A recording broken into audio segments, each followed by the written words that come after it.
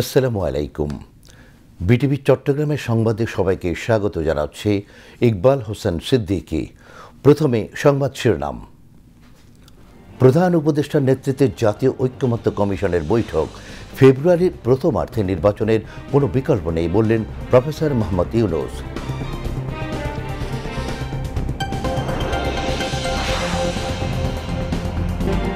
চলতি বছরের প্রথম 6 মাসে বাংলাদেশে চীনা বিনিয়োগ বেড়েছে 300 ভাগ, জানালেন বাণিজ্য উপদেষ্টা।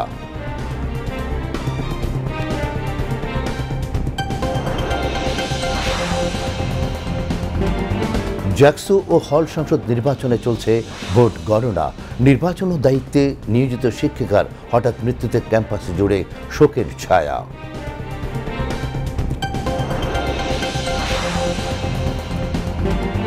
বাংলাদেশে বাড়ছে এডিস মশাবাহিত রোগ, ডেঙ্গু ও চিকুনগুনিয়ার প্রকোপ। জ্বর হলেই চিকিৎসকের পরামর্শ নেওয়ার তাগিদ বিশেষজ্ঞদের।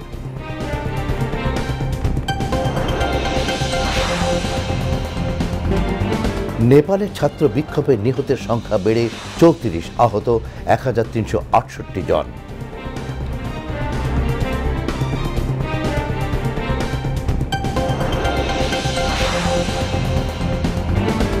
এবং আবুধাবিতে এশিয়া কাপ ক্রিকেটে হংকংয়ের বিপক্ষে 7 উইকেটে প্রত্যাশিত জয় বাংলাদেশের।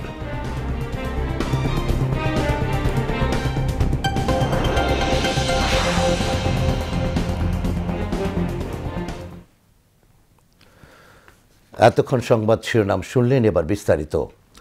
প্রধান উপদেষ্টা প্রফেসর মোহাম্মদ ইউনূসের নেতৃত্বে জাতীয় ঐক্যমত্য কমিশনের এক বৈঠক অনুষ্ঠিত হয়েছে। বৃহস্পতিবার সন্ধ্যায় রাষ্ট্রীয় অতিথি ভবন যমুনায় এই বৈঠকটি অনুষ্ঠিত হয়। 2 ঘণ্টাব্যাপী অনুষ্ঠিত এই বৈঠকে জুলাই সনদ বাস্তবায়নের লক্ষ্যে ঐক্যমত্য কমিশনের প্রস্তাব এবং এ সংক্রান্ত রাজনৈতিক দলগুলোর প্রস্তাব নিয়ে বিস্তারিত আলোচনা হয়। কমিশনের সদস্যরা জানান, খুব শিগগিরই কমিশন তাদের প্রতিবেদন অন্তর্বর্তীকালীন সরকারের কাছে জমা দেবে। এই বিষয়টিকে সামনে এগিয়ে নিতে আগামী রোববার রাজনৈতিক দলগুলোর সঙ্গে আবারও বৈঠক করবে জাতীয় ঐক্যমত্য কমিশন। জুলাই সনদ বাস্তবায়নের প্রক্রিয়া নিয়ে গঠিত 6 সদস্য বিশিষ্ট কমিটির প্রস্তাবনাগুলোও বৈঠকে তুলে ধরা হয়।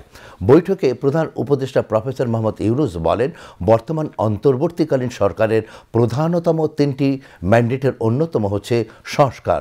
তাই নির্বাচন ও বিচারের মতোই সমান গুরুত্ব দিয়ে জুলাই সনদের বিষয়টিকে দেখতে হবে।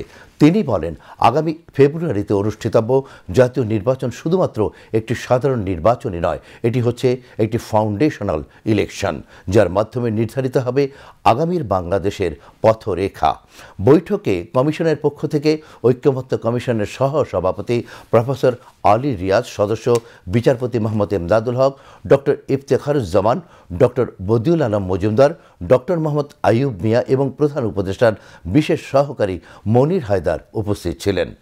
অপরদিকে অন্তর্বর্তীকালীন সরকারের উপদেষ্টা মোহাম্মদ ফাউজুল কবির খান, আসিফ নজরুল সৈয়দা, রিজওয়ানা হাসান এবং জাতীয় নিরাপত্তা উপদেষ্টা খলিলুর রহমান উপস্থিত ছিলেন। অন্তর্বর্তী সরকার গঠনের পর চীনা বিনিয়োগের গতি বেড়েছে উল্লেখ করে বাণিজ্য উপদেষ্টা শেখ বশির উদ্দিন বলেছেন, এরই ধারাবাহিকতায় বাংলাদেশে গত 1 বছরে চায়না বিনিয়োগ বেড়েছে 300 গুণ। তিনি আজ রাজধানীর আন্তর্জাতিক কনভেনশন সিটি বসুন্ধরায় বাংলাদেশ চীন দ্বিপক্ষীয় সম্পর্ক ও বেল্ট অ্যান্ড রোড উদ্যোগের অংশ হিসেবে আয়োজিত দ্বিতীয় বাংলাদেশ চীন বাণিজ্য ও বিনিয়োগ ভিত্তিক প্রদর্শনীর উদ্বোধনী অনুষ্ঠানে এসব কথা বলেন। এ সময় ঢাকায় নিযুক্ত চীনের রাষ্ট্রদূত ইয়াও ওয়েন, বিদ্যুৎ, জ্বালানি ও খনিজ সম্পদ মন্ত্রণালয়ের অতিরিক্ত সচিব মোহাম্মদ সবুর হোসাইন, অর্থনৈতিক সম্পর্ক বিভাগের অতিরিক্ত সচিব মিরানা মাহরুখ সহ বাংলাদেশ চাইনিজ এন্টারপ্রাইজেস অ্যাসোসিয়েশনের নেতৃবৃন্দ উপস্থিত ছিলেন। উপদেষ্টা বলেন, গত 1 বছরে 20টি চীনা কোম্পানির সঙ্গে দ্বিপাক্ষিক বাণিজ্য চুক্তি সই করেছে বাংলাদেশ। এসব চুক্তির মাধ্যমে মোট বিনিয়োগের পরিমাণ $40 কোটি মার্কিন ডলার। 6 মাসে বা 1 বছরে, এবং এই গ্রোথটাকে আরো বাড়িয়ে নেওয়ার জন্য আমাদের একটা সংযোজিত হওয়া এবং উভয়ে সংযোজিত হয়ে আমাদের একটা সামগ্রিক সক্ষমতা বৃদ্ধি করার লক্ষ্যে আমাদের পরস্পরের যে collaboration and cooperation, that is the whole idea of BRID, belt and road initiative, যেটা প্রাচীন যে আমাদের যে সিল্ক রুট ছিল ওখান থেকে অনুপ্রাণিত হয়ে এই জিনিসটা যে ট্রেড এবং ইনভেস্টমেন্টকে সংযোগ করার উদ্দেশ্যে আমাদের এই ধরনের উদ্যোগ। বাংলাদেশি প্রতিষ্ঠানগুলোর মধ্যে ব্যাংক, কিছু আইনি সংস্থা, কিছু তথ্য সেবাকে সংস্থা, কিছু পরামর্শ সেবা সংস্থা, যারা আমাদের চাইনিজ বিনিয়োগকে সফল করার উদ্দেশ্যে বিভিন্ন রকমের সেবা প্রদান করে। পরে তিনি মেলার স্টলগুলো ঘুরে দেখেন। প্রদর্শনীতে প্রকৌশল ও নির্মাণ, ভারী যন্ত্রপাতি, প্রযুক্তি ও টেলিযোগাযোগ, ব্যাংকিং ও আর্থিক সেবা, স্বাস্থ্যসেবা, ওষুধ শিল্প, কৃষি ও খাদ্য প্রক্রিয়াকরণ, লজিস্টিক্স ও সরবরাহ শৃঙ্খলা সহ একাধিক খাতের প্রতিষ্ঠানের পণ্য ও সেবা তুলে ধরা হচ্ছে। ৩৩ বছর পর অনুষ্ঠিত হল জাহাঙ্গীরনগর বিশ্ববিদ্যালয় কেন্দ্রীয় শিক্ষার্থী সংসদ নির্বাচন। প্রায় ৬৮% ভোট গ্রহণের পর ভোট গণনা চলছে। এদিকে ভোট গণনা চলাকালীন হঠাৎ অসুস্থ হয়ে পোলিং অফিসারের দায়িত্বে নিয়োজিত এক শিক্ষিকার মৃত্যুর ঘটনায় শোকের ছায়া নেমে এসেছে পুরো ক্যাম্পাসে। বিস্তারিত জানাচ্ছেন গোলাম মর্তুজা। জাহাঙ্গীরনগর বিশ্ববিদ্যালয় ক্যাম্পাস জুড়ে এখন টানটান উত্তেজনা। বৃহস্পতিবার সকাল ৯টা থেকে বিকেল ৫টা পর্যন্ত টানা ভোট গ্রহণ শেষে রাত ১০টার দিকে সিনেট ভবনে শুরু হয় ভোট গণনা। প্রথমে ওএমআর পদ্ধতিতে ভোট গণনার কথা থাকলেও কয়েকটি প্যানেলের আপত্তিতে তা ম্যানুয়ালি করা হচ্ছে। ধীরগতির এই প্রক্রিয়ায় শুক্রবার সকাল পর্যন্ত ১৭টি হলের ভোট গণনা শেষ হলেও বাকি ৪টি হলে এখনও গণনা চলছে। এরপর শুরু হবে কেন্দ্রীয় সংসদের ভোট গণনা। নির্বাচনকে ঘিরে নিরাপত্তা নিশ্চিত করতে জাহাঙ্গীরনগর বিশ্ববিদ্যালয় এলাকা জুড়ে আইনশৃঙ্খলা বাহিনী মোতায়েন রয়েছে। এবারের জাকসু নির্বাচনে মোট ভোটার সংখ্যা ছিল ১১,৭৫৯ জন। কেন্দ্রীয় সংসদের ২৫টি পদে প্রতিদ্বন্দ্বিতা করেছেন ১৭৭ জন প্রার্থী। এর মধ্যে ভিপি পদে রয়েছেন ৯ জন এবং জিএস পদে ৮ জন। হল সংসদের বিভিন্ন পদে প্রতিদ্বন্দ্বিতা করছেন আরও ৪৪৫ জন প্রার্থী। ভোট গ্রহণ শেষ হওয়ার কয়েক ঘন্টার মধ্যেই নির্বাচন বর্জনের ঘোষণা দেয় প্রগতিশীল শিক্ষার্থীদের ৪টি প্যানেল। সম্প্রীতির ঐক্য, সংসপ্তক পর্ষদ, স্বতন্ত্র অঙ্গীকার পরিষদ এবং সমাজতান্ত্রিক ছাত্রফ্রন্টের আংশিক প্যানেল এই ঘোষণা দেয়। তারা ভোটে কারচুপির অভিযোগ তুলে পুনর্নির্বাচনের দাবি জানায়। একই দাবিতে জাতীয়তাবাদী ছাত্রদল মনোনীত প্যানেলের প্রার্থীরাও নির্বাচন প্রত্যাখ্যান করেন। বেশ কয়েকজন স্বতন্ত্র প্রার্থীও এতে একাত্মতা প্রকাশ করেন। ৩৩ বছর পর অনুষ্ঠিত এই জাকসু নির্বাচন ঘিরে বিশ্ববিদ্যালয়ের শিক্ষার্থীদের রয়েছে সীমাহীন প্রত্যাশা। চূড়ান্ত ফলাফলের ঘোষণা এবং নতুন নেতৃত্ব বেছে নেওয়ার অপেক্ষায় এখন ক্ষণ গুনছে শিক্ষার্থীরা। এদিকে আজ সকালে শোকের ছায়া নেমে আসে ভোট গণনা কেন্দ্রে। প্রীতিলতা হলের পোলিং অফিসার ও বিশ্ববিদ্যালয় চারুকলা বিভাগের সহকারী অধ্যাপক জান্নাতুল ফেরদৌস সকালে ভোট গণনা কেন্দ্রে দায়িত্ব পালনকালে অসুস্থ হয়ে পড়েন। পরে এনাম মেডিকেল কলেজ হাসপাতালে নেওয়ার পর চিকিৎসকরা তাকে মৃত ঘোষণা করেন। গোলাম মর্তুজা, বিটিভি নিউজ। চলতি বছর এ পর্যন্ত ডেঙ্গু জ্বরে আক্রান্ত রোগীর সংখ্যা ৩৬,০০০ ছাড়িয়ে গেছে, আর মৃত্যু হয়েছে ১৪৫ জনের। ডেঙ্গুর সঙ্গে বৃদ্ধি পাচ্ছে চিকুনগুনিয়ায় আক্রান্ত রোগীর সংখ্যাও। তাই এডিস মশাবাহিত এসব রোগ থেকে বাঁচতে মশক নিধন কার্যক্রম জোরদার করার পাশাপাশি জ্বর হলেই অবহেলা না করে চিকিৎসকের পরামর্শ গ্রহণের তাগিদ বিশেষজ্ঞদের। শরীফুল ইসলামের রিপোর্ট। রাজধানী সহ সারা দেশে বেড়েই চলছে এডিস মশাবাহিত রোগ ডেঙ্গু ও চিকুনগুনিয়ার প্রকোপ। প্রতিদিনই বাড়ছে আক্রান্ত ও মৃত্যুর সংখ্যা। এর সাথে যুক্ত হয়েছে ভাইরাসজনিত নানা রোগের প্রকোপ। এক সপ্তাহ ধরে জ্বর, ভর্তি করতে বলছে। ঠান্ডা জ্বর ছিল এক সপ্তাহ যাবে, তারপরে এমনি ওষুধ নিয়েছি, একবার দিছিল তো ওইটাতে সারে নাই। ভাইরাস জ্বর আমরা গ্রামে প্রায় ১২ দিন জ্বর ছিল। ডিএনসিসিতে নাকি জ্বরের চিকিৎসাটা ভালো হয় স্পেশালি, এই জন্য আমি বাচ্চাকে এখানে এনে ভর্তি করেছি। ডেঙ্গু জ্বর হয়েছে এক সপ্তাহ যাবত, পরে এখানে ভর্তি করছে। রোগীদের লক্ষণ অনুযায়ী সেপ্টেম্বরে ডেঙ্গু ও চিকুনগুনিয়ার প্রকোপ আরও বাড়তে পারে বলে আশঙ্কা করছেন চিকিৎসকরা। যে পেশেন্টগুলো ভাইরাল ফিভার নিয়ে আসছে সেগুলো অনেকগুলোই এর মধ্যে হয়তো আসলে ডেঙ্গি ফিভার অথবা চিকুনগুনিয়া। কারণ কোনো ক্ষেত্রে ডেঙ্গি আমরা এবার পজিটিভ পাচ্ছি না, যেগুলিকে আমরা সেরোনেগেটিভ ডেঙ্গি বলি বা প্রবাবল কেস বলি। আর চিকুনগুনিয়া তো এখনও অনেক রয়ে গেছে, যেগুলো ঠিক ডায়াগনোসিস হচ্ছেন না, ওনারা ডক্টরের কাছেও আসছেন না, ওগুলো ভাইরাল ফিভার হিসেবেই ডায়াগনোসিস হচ্ছে বা ট্রিটমেন্ট পাচ্ছে। রাজধানীর প্রতিটি ঘরে ঘরেই এখন ছড়িয়ে পড়ছে জ্বর, সর্দি, কাশি, গলা ব্যথা, তীব্র শরীর ব্যথা, ডায়রিয়া সহ নানা উপসর্গ। এমন পরিস্থিতিতে স্বাস্থ্য সচেতন থাকার পাশাপাশি জ্বর বা অন্য কোনো উপসর্গ দেখা দিলেই চিকিৎসকের পরামর্শ গ্রহণের তাগিদ বিশেষজ্ঞদের। জ্বর হলে যেটা করতে হবে, পেশেন্টকে 1 দিন বা 2 দিনের মধ্যে নিকটবর্তী কোনো একটা হসপিটালে যেতে হবে, কোনো একজন ডক্টরের পরামর্শ নিতে হবে। তারা দেখে আইডেন্টিফাই করবেন যে এটা কোন দিকে আগাচ্ছে, এটা কি ফ্লু নাকি চিকুনগুনিয়া না ডেঙ্গি। ডেঙ্গু ও চিকুনগুনিয়া যেহেতু এডিস মশাবাহিত রোগ, তাই মশার কামড় থেকে বাঁচতে মশক নিধনে নিজেদেরই উদ্যোগ নিতে হবে। এছাড়াও দিনের বেলা মশারি ব্যবহারের পাশাপাশি ফুলহাতা জামা কাপড় পরিধান সহ সচেতন থাকার পরামর্শ চিকিৎসকদের। Shariful Islam, BTV news, Dhaka. চট্টগ্রাম মহানগরী ক্রীড়া সংস্থার নেতৃবৃন্দের সাথে মত বিনিময় করেছেন মুক্তিযুদ্ধ এবং দুর্যোগ ব্যবস্থাপনা ও ত্রাণ উপদেষ্টা ফারুকী আজম। আজ বিকেলে নগরীর সার্কিট হাউসে এই মত বিনিময় সভা অনুষ্ঠিত হয়। এ সময় উপদেষ্টা মহানগরী ক্রীড়া সংস্থাকে আরও কার্যকর করার জন্য বিভিন্ন দিক নির্দেশনা দেন। মহানগরী ক্রীড়া সংস্থার যুগ্ম সম্পাদক মোহাম্মদ শাহাবুদ্দিনের সভাপতিত্বে অন্যান্যের মধ্যে নির্বাহী সদস্য তৈয়বুর রহমান, ক্রীড়া সংগঠক নিয়াজ মোহাম্মদ খান, মমতাজ উদ্দিন রুক্কু, সাংবাদিক ওসমান গনি মনসুর এবং দেবাশিস বুড়া দেবু সহ সংশ্লিষ্টরা বক্তব্য রাখেন। বিএনপির স্থায়ী কমিটির সদস্য ডক্টর AZM জাহিদ হোসেন বলেছেন, দ্বিধা দ্বন্দ্ব শক্তিশালী করে না, তাই গণতান্ত্রিক যাত্রায় সকলকে ঐক্যবদ্ধ থাকতে হবে।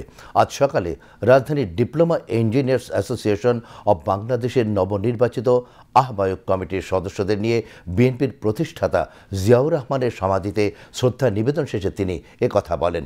তিনি বলেন, গণতন্ত্রকে বাধাগ্রস্ত করতে অনেক ষড়যন্ত্র হচ্ছে। ডক্টর জাহিদ হোসেন বলেন, পলায়নকৃত স্বৈরাচার ও দেশবিরোধী শক্তি ঐক্যবদ্ধ হয়ে গণতান্ত্রিক যাত্রা ব্যাহত করতে চায়। এখানে পলায়নকৃত স্বৈরাচার অথবা রাষ্ট্রবিরোধী শক্তি আজকে তারা তলে তলে ঐক্যবদ্ধ হচ্ছে, আঘাত করছে, যাতে বাংলাদেশ গণতন্ত্রের পথে পরিচালিত হতে না পারে, বাংলাদেশ বিশ্বের দরবারে একটি মডারেট ডেমোক্রেটিক কান্ট্রি হিসাবে যে তার সুনাম সেটি অক্ষুণ্ণ রাখতে না পারে। এদেশের মানুষের আকাঙ্ক্ষার উপর ভিত্তি করেই আগামী দিনে সংসদে সংস্কার হবে।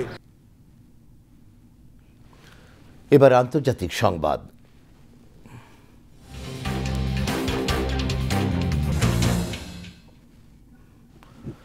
নেপালের অন্তর্বর্তীকালীন প্রধানমন্ত্রী হিসেবে নিয়োগ পেতে পারেন সাবেক প্রধান বিচারপতি সুশীলা কার্কি।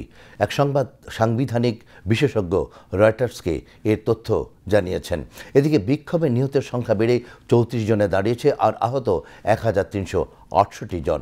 অপরদিকে সামাজিক যোগাযোগ মাধ্যমে ছড়িয়ে পড়েছে নেপালের গণ অভ্যুত্থানে ক্ষমতাচ্যুত মন্ত্রীদের পালিয়ে যাওয়ার ভিডিও। আজ রাজধানী কাঠমান্ডুতে পরিস্থিতি স্বাভাবিক হওয়ার লক্ষণ দেখা গেছে, তবে কিছু সড়কে প্রবেশ নিষেধাজ্ঞা সহ সেনা টহল জারি রয়েছে। আরও জানাচ্ছেন কাজী শারমিন ইসলাম মেধা। গত দুদিন নেপালের রাজধানী কাঠমান্ডুতে ছিল ভয়াবহ পরিস্থিতি। গণ অভ্যুত্থানে অন্তত 34 জন নিহত এবং 1300 জন আহত। এছাড়া লুটপাট, ভাঙচুর ও অগ্নিসংযোগে আর্থিক ক্ষতির পরিমাণ কয়েকশো কোটি রুপি হয়েছে।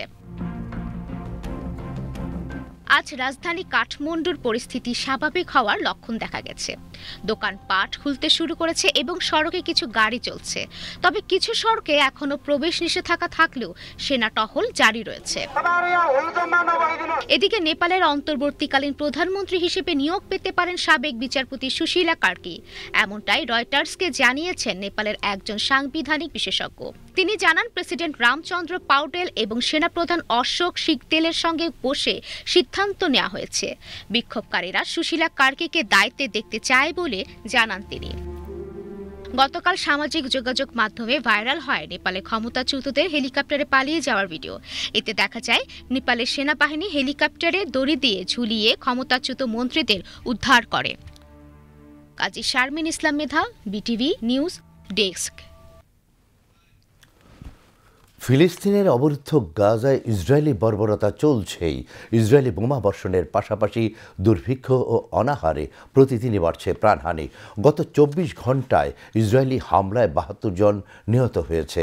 এছাড়া শুধু ক্ষুধায় মারা গেছে আরও 7 জন, যাদের মধ্যে একজন শিশু রয়েছে। বৃহস্পতিবার এক প্রতিবেদনে এই তথ্য জানিয়েছেন বার্তা সংস্থা আনাদোলু। প্রতিবেদনে বলা হয়েছে, গাজায় ইসরায়েলি হামলায় নিহতের সংখ্যা বেড়ে দাঁড়িয়েছে 64,718 জনে। এর মধ্যে গত 24 ঘন্টায় অনাহার ও অপুষ্টিতে এক শিশুসহ আরও 7 জন প্রাণ হারিয়েছেন বলে বৃহস্পতিবার ফিলিস্তিনি সংস্থা মন্ত্রণালয় জানিয়েছে। ফিলিস্তিনি স্বাস্থ্য মন্ত্রণালয় জানিয়েছে। এক বিবৃতিতে মন্ত্রণালয় জানায়, গত একদিনে 72 জনের মরদেহ হাসপাতালে পৌঁছেছে। আহত হয়েছেন আরও 356 জন। এতে ইসরায়েলি হামলায় মোট আহতের সংখ্যা দাঁড়িয়েছে 1,63,859 জনে। অনেক নিহত এখনও ধ্বংসস্তূপ আর রাস্তায় পড়ে আছে। উদ্ধারকারীরা তাদের কাছে পৌঁছাতে পারছে না। এদিকে গত 24 ঘন্টায় ত্রাণ সংগ্রহের সময় ইসরায়েলি সেনাদের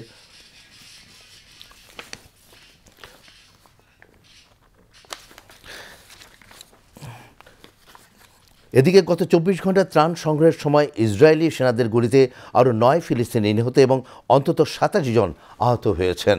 এ নিয়ে 27 মে থেকে ত্রাণ নিতে গিয়ে নিহতের সংখ্যা দাঁড়ালো 2,465 জনে। আহত হয়েছেন অন্তত 17,948 জন। কাতারের রাজধানী দোহায় ইসরায়েলের প্রাণঘাতী হামলার নিন্দা জানিয়েছে জাতিসংঘ নিরাপত্তা পরিষদ। যদিও সর্বসম্মতভাবে গৃহীত বিবৃতিতে সরাসরি ইসরায়েলের নাম উল্লেখ করা হয়নি। যুক্তরাষ্ট্রসহ পরিষদের 15 সদস্যই এই নিন্দা প্রস্তাবে সম্মতি দিয়েছে। কাতারের প্রধানমন্ত্রী জাতিসংঘ নিরাপত্তা পরিষদে দেয়া বক্তৃতায় ইসরায়েলি প্রধানমন্ত্রী বেনিয়ামিন নেতানিয়াহুকে রাষ্ট্রীয় সন্ত্রাসবাদের জন্য বিচারের কাঠগড়ায় দাঁড় করানোর আহ্বান জানান। তবে তিনি জানান, গাজায় রক্তপাত বন্ধে দেশটির কূটনৈতিক প্রচেষ্টা অব্যাহত রাখবে। এদিকে কাতারের আমির দোহায় হামলায় নিহত 6 জনের জানাজায় অংশ নেন।